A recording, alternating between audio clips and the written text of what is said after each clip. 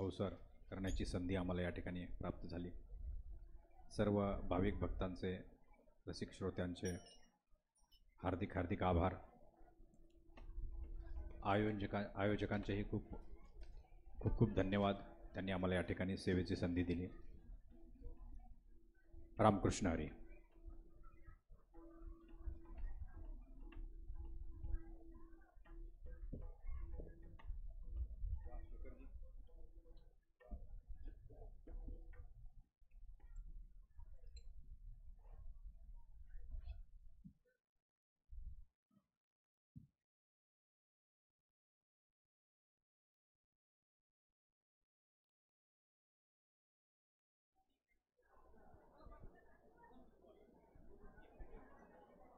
त्यांच्या नाही चालू